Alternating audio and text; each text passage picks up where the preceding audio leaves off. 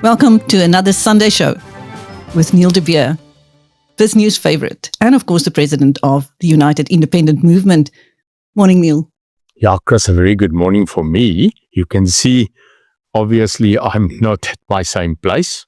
I'm at a beautiful place near Mossel Bay called Dana Bay, in a guest house. Listen to this, Chris. Bok Makiri Gasthuis, owned Bok Makiri, owned by a beautiful couple, Ria and Chris.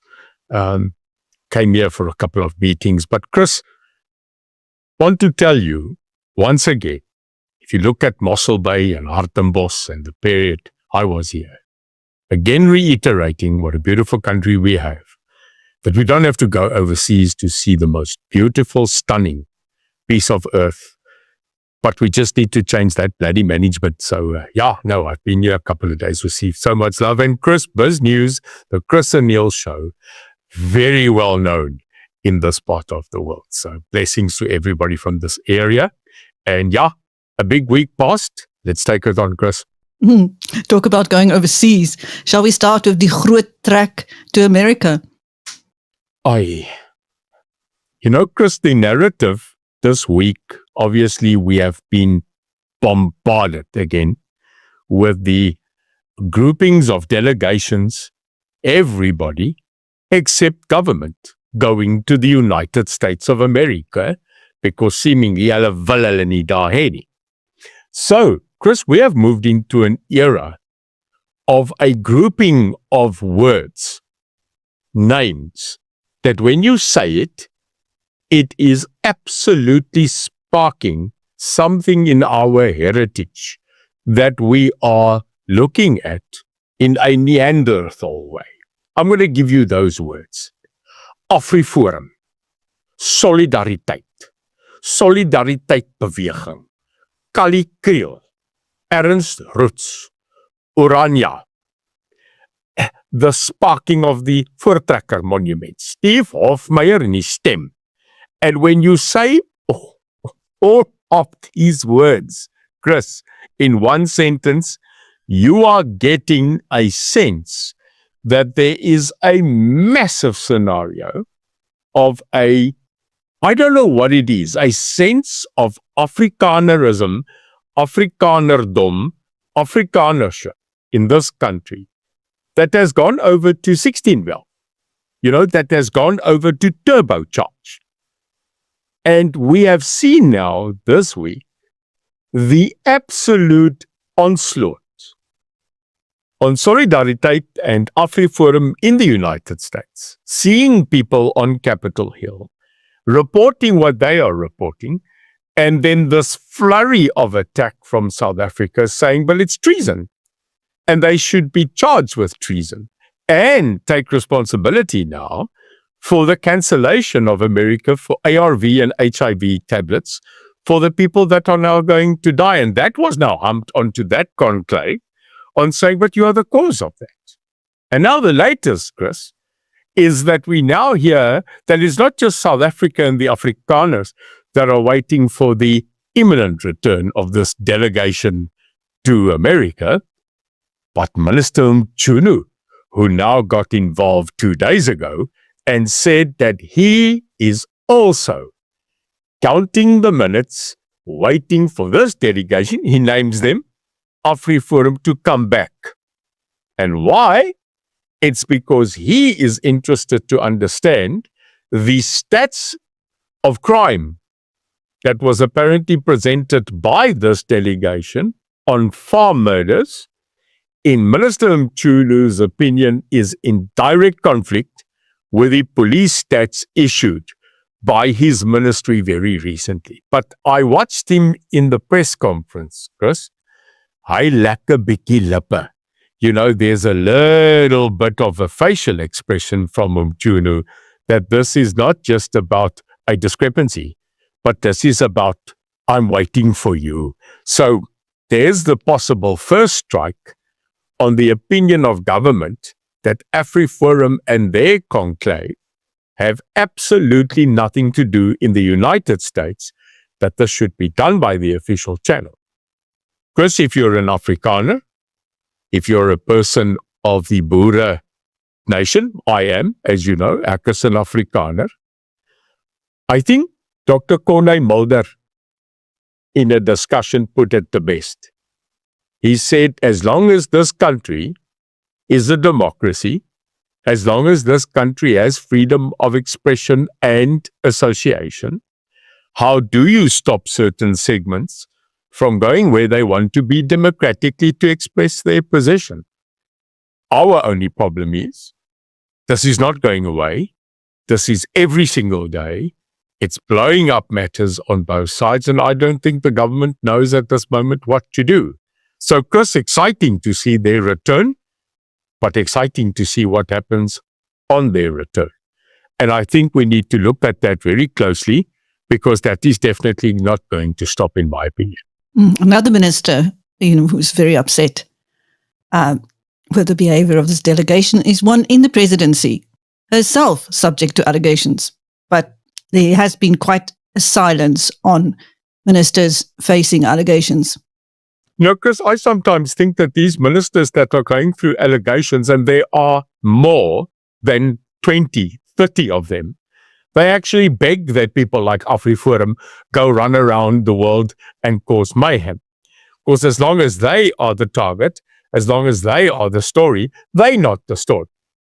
But I wanted to say, Chris, that this program will never stop on a monthly basis to go back and to say that accountability of the executive, and in specifically people in cabinet, we will not let them go. Ons gaan hulle nie los nie. Ons is 'n pitbull op 'n skyfie van 'n ou se agterbeen.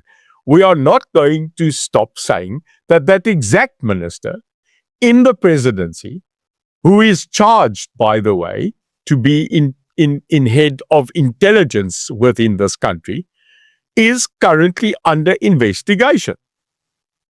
But he's now one of the first people to get onto the massive soapbox and say they're guilty, and she would like to see a photo of Kriel and Donald Trump as evidence.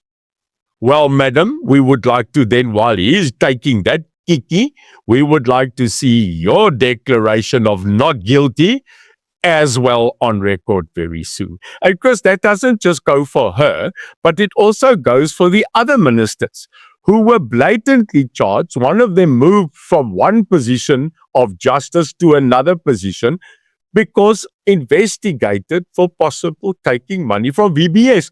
Also silent now. No problem. There is no investigation. So, Chris, we will go back continually to say to Cyril Ramaphosa, who himself needs to still say, is he going to do the Pala clearance or is he not? And sit with him and say, it is easy for you to the pot calling the kettle black when both of you are currently still sitting under a massive cloud.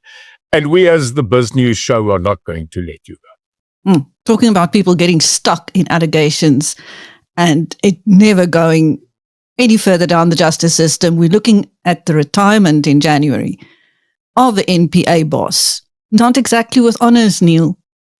No. Chris, I got an honorary certificate in law when I was sitting through the saddest and most tragic trial of Oscar Pistorius. Now, you will remember how we watched it. Now, maybe I'm showing age and era. Chris, did we not sit and watch Barry Rue and Harry Nell in that court case? And I remember while we were watching this absolute fight between two, which I must tell you, genius of legal minds going for it, we became lawyers. I remember us sitting around the table and going, tolos directos and tolos evinciales and de facto and prima facie, and we became lawyers, and everybody said, but there's no prima facie and that daar's nie tolos and directos. I feel sometimes, Chris, that when you look at where we are in the prosecuting level of this country, that we have no dolos directos, that there is no dolos eventualis outcome, and that de facto, which means factually, it is culminating, Chris, into this new Latin two phrases called et nauseam in Afrikaans, totdat jy wil kots. So here we're sitting with et nausea of lists of people that should be in jail. And I'll start with a couple just to create et nausea for you this morning. Dat ek nou nie die arme enigste naar mense sal hierdie land nie. Now here we go, Chris. Bosasa. What did we do? We sat there listening to the Watsons, listening to the other gentleman that was in Bosasa, delivering scathing evidence after evidence of people receiving meat, cars, cash, and they are in the ANC. And worst of it, Chris, some of them are currently in the top 6 of the ANC. And they've never been charged. Yet, day by day, the NPA sat there and were spoon-fed the actual evidence. So, Bosasa. Then, tragically, Chris, Gavin Watson dies. And Bosasa, the case, it dies. So that's one. The Zondo Commission, Chris.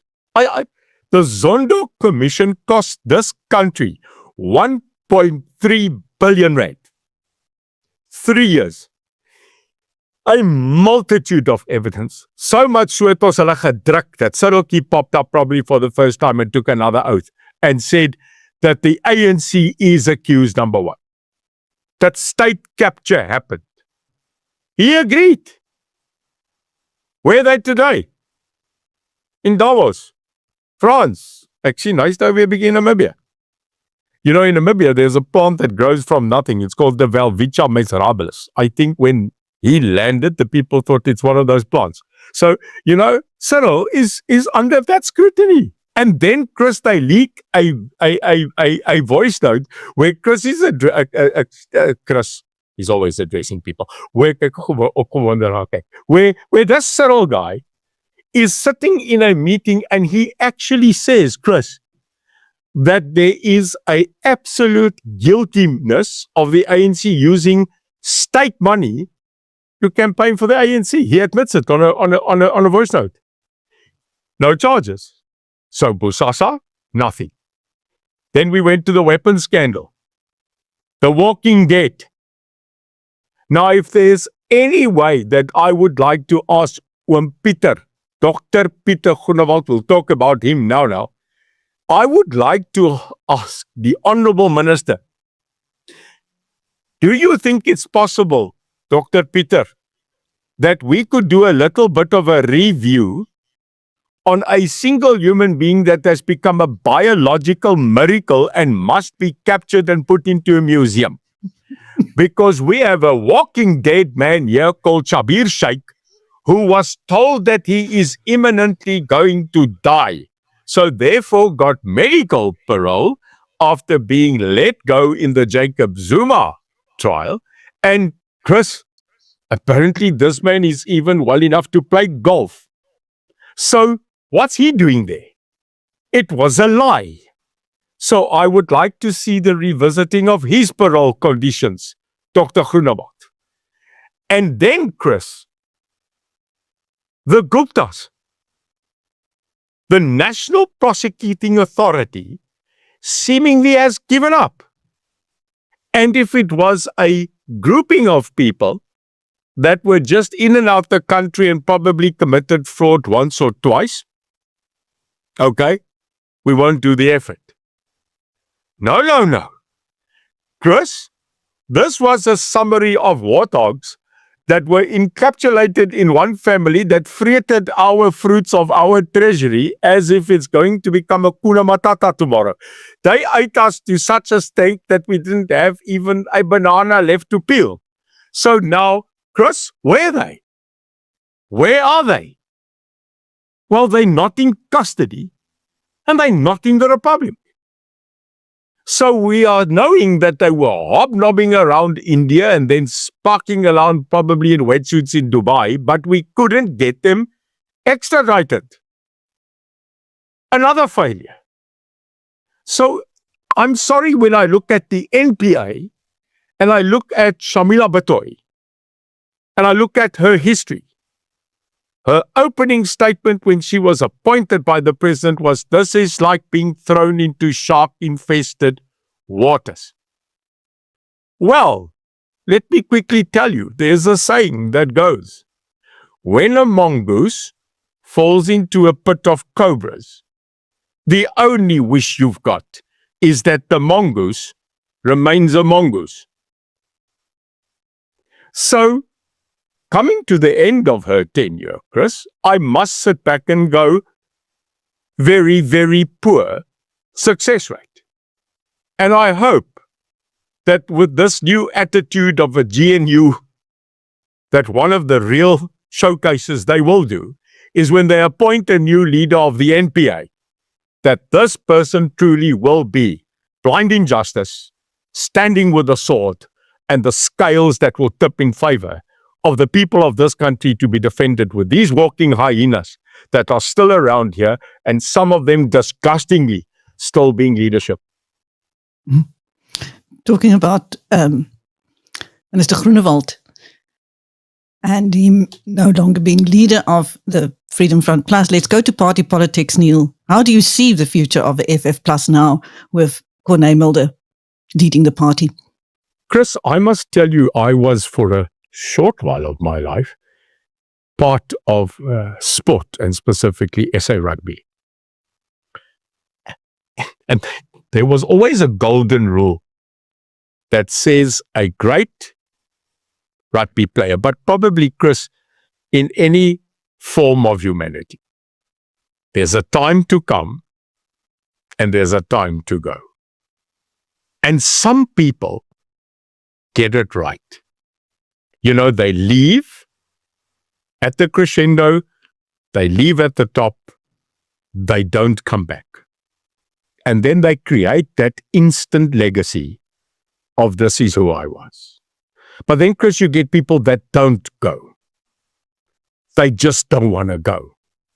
Like, for example, President Museveni in Uganda, who has been the president for probably since Queen Victoria.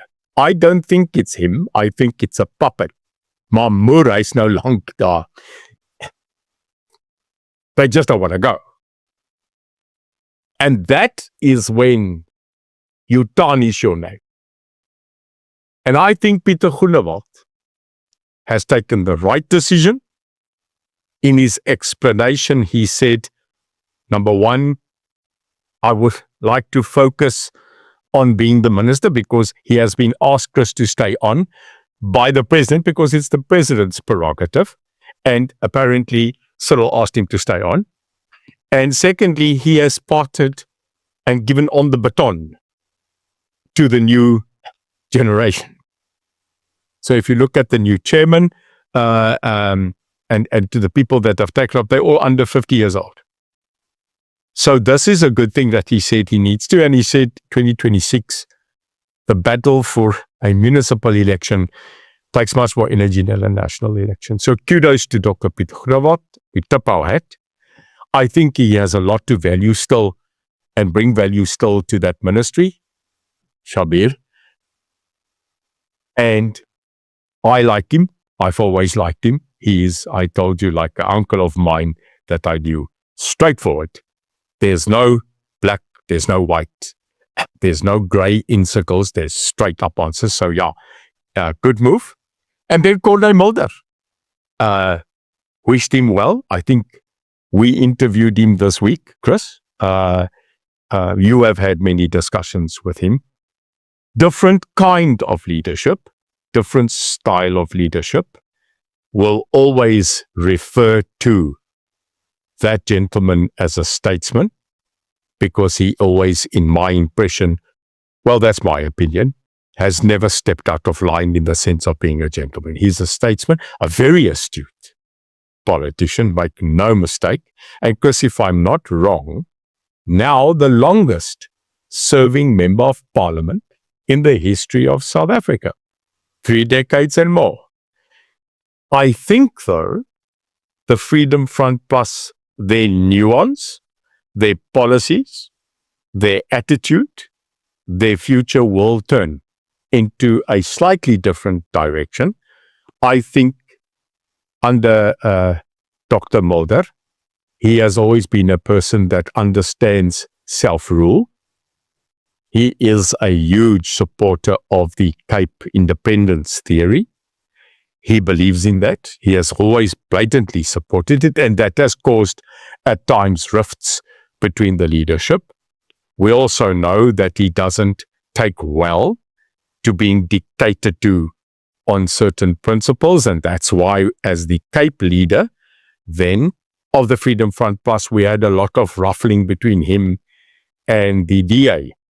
And I know that very well between him and the leadership, that he will not be dictated to, and that he is a man that stands on his principles. And if he doesn't get it, the other Corneille, the one that you don't frequently see, pops up. And I've seen that Corneille as well. It's quite frightening when he becomes that very, very straightforward man. So yeah, a new era for the Freedom Front Plus. And I think, Chris, they need stabilizing.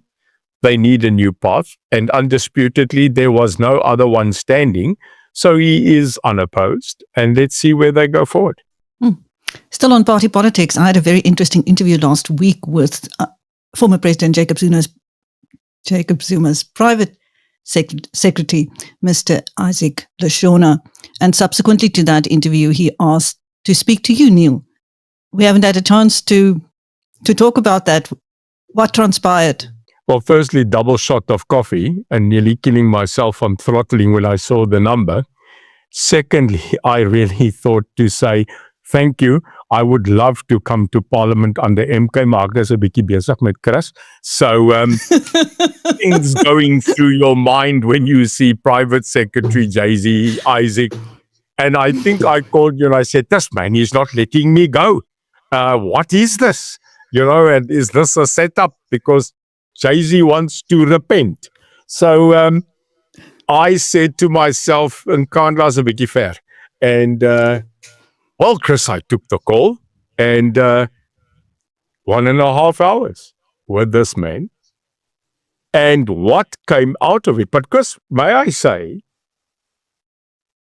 the fact that he had the trust to call us, well, firstly you, and then tell you what's going on the inner circle. But then taking it a step further to wanting to talk to me from a MK historic Mandela perspective, I gave him credit for that. I thought, wow. And this is the show, Chris. This has become now an attraction to the show, that people that want to expose, that people that want to talk, they do.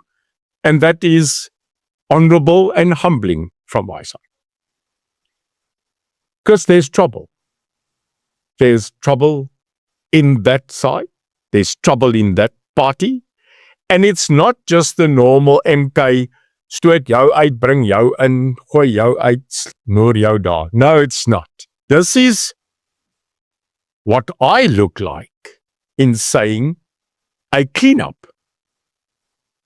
Like we had the night of the generals. The purging of people.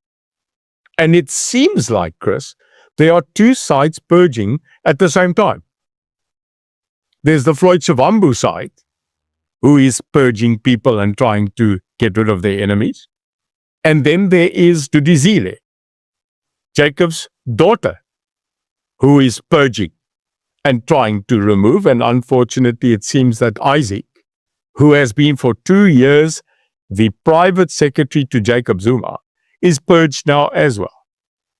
So what you now have is a clear understanding that this monstrosity of an entity that was created to be this draconian dark side waiting to take over on nationalism and socialism and communism, that they can find and get a print t-shirt sponsor, that this is actually now coming into the nitty-gritty of inner DNA fight. And Isaac declared that they're going to collapse. Now, sure, a person also has to look at from whom it comes. if someone is scorned, if someone is hurt, they will add to a lot of substance. But I got the feeling at this moment that this is to the deepest heart side in MK.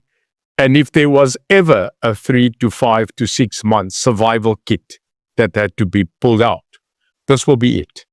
And there is a scenario where he says that a huge part of MK will break away. And then, Chris, where do they go? Who do they go to? They've gone through the wheels. The reason they are at MK level is because they left the ANC. Many left the EFF, in other words, the so-called RET faction. So interesting time. He has asked for a double up of a coffee. I found him a very intellectual man. I found him an informed man. And there were a lot of things that we spoke about from the days of the struggle, which he knew about, which I knew about, and a meeting of minds at the end of the day to agree that no matter the party position you are in this country, that the real end goal was unification and reconciliation. And it's weird, Chris, that the people that were revolutionary, people like Isaac, are the moderates now. And we are the calm moderates in the middle and looking at these fascist sides of the right and the left and going, really? This is not what we want. So yeah, I think MK has got to now finally face die kasterolie, drink hulle lewens essence and get ready for a rough ride. Meanwhile, the nation is on tender hooks for a revised budget next week. Neil, what have you heard? Hi, Chris. We are truly scraping this barrel. Because in my days, we had the times of ping pong. I don't know if you remember the game that you used to go and there were two. There was Pac-Man and there was ping pong. The thing you press and then the ball comes down and clink, clink, clink, clink, clink. That's the Minister of Finance. I see Baliki, and everything he's trying is ping-ponging, and unfortunately the bloody thing tilted. So now, it used to tilt. Now, where does he go first? Well, he goes to raise VAT. But by doing that, he tried to tap money from the poor. Put it there. Klar, you can now paint this zebra what color you want. It's coming back black and white. So, I'm telling you, he tried to suck his deficit money from the poor. And to such a point that his own people said, hey, don't do that. That's suicide. So, VAT, no, we are not going there.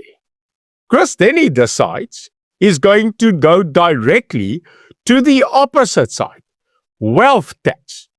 He's now going to tax the people who are currently in his scenario wealthy, who are, by the way, the biggest earners, who are, by the way, probably the biggest company owners, who are the biggest investors. He's now going to chow them and then take that money from them. This obviously also gets a pushback because not all of the people that are chowable are in the conclave of white minority capital, because he'll have to start with Pala himself first, and then Uncle Patrice Motsepe and Tokyo Sequale and all the other stalwarts.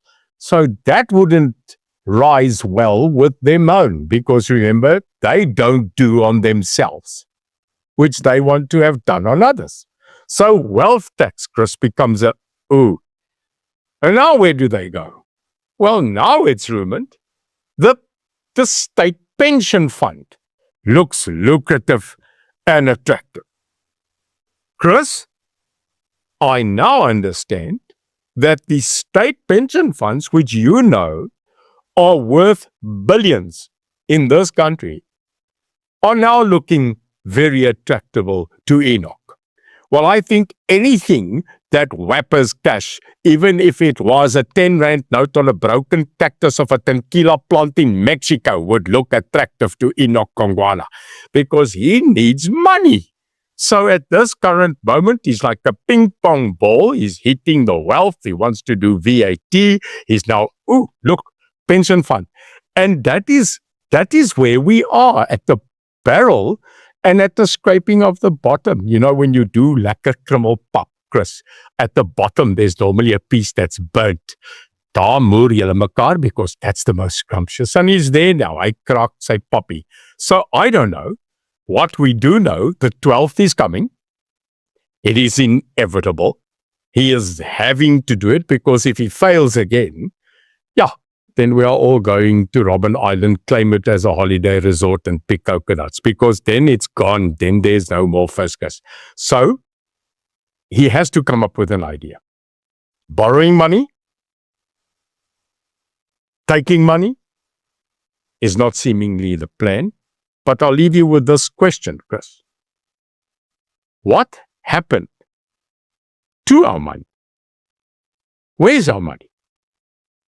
Because every day we hear of another 80 million, another 60 million, another 100 million of over-expenditure, wasteful and fruitless loss, theft and looting by the billion a week. And that's concerning, Chris, that we are sitting with a minister who is walking around like Alice in Wonderland, click, who just wants to leave, knowing that this briefcase that he carries into Parliament that is supposed to carry the bloody budget is in actual fact a pumpkin ready to explode at 12. So I am telling you, we are in trouble because that money that is stolen, that money that was looted, could actually cover the deficit if he really tried to. But it doesn't seem that he wants to cut on himself. He doesn't want to cut the 4 billion for blue lights and VIP protection. He doesn't want to cut the housing subsidies. He doesn't want to cut the salaries of ministers. He doesn't want to shrink the state. And that proves, Chris, that if you take this man, Enoch Kongwana, with his hat, which probably cost 23,000 rand, and you put him in a ShopRite attending queue to look after the people just selling Oros, he'll bankrupt that as well. So this man has got no business acumen. Yeah, I am now insulting him. Cry for you. Because this is what South Africans are thinking. You are stealing, looting, losing, leaking, and you are refusing to cut your own. Chris, when you have a business and you are currently spending more than what you get, the first thing the CFO does is he calls the board and he says, we have to do cost-cutting measures. Wow, what an initiative, Enoch. Cost-cutting measures. And cost-cutting measures is clear. Stop the members of parliament from getting lunch, breakfast and supper. Cut it. 400 people, they can go get their own chow and bring their own wheat picks. There's 100 million. No more flights. If you want to fly, you have to have that amount or the rest. Hello? You do on Zoom. Cut them. So cut. But you have to have nuts to cut. And as I understand, that is a painful scenario. So, Chris, I wouldn't know. I'm not a cat. But I'm telling you right now, if we don't start cutting the nuts in this country, we are going to have a terrible trifle because you need good nuts for trifle. So all the best for the 12th. We are going to watch. We are going to sit with anticipation, but we are waiting for a miracle. Thank you. That was Neil de Beer, the president of the United Independent Movement, on another Sunday show with Biz News, and I'm Christine.